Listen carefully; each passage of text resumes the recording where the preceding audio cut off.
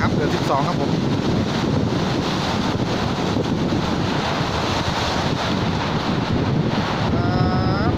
ฝนห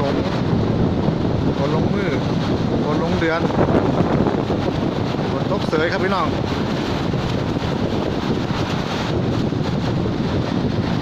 อยู่โรงงานครับผมนี่โอ้มันฝ่าแมปเอา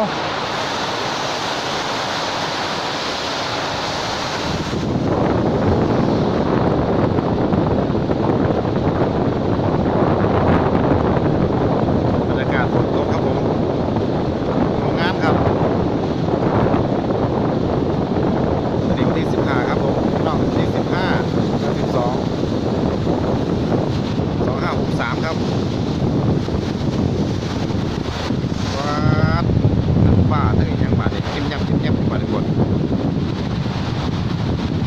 ฝนลงมือลงเดือนแล้วเนี่ยตกใส่ปีใหม่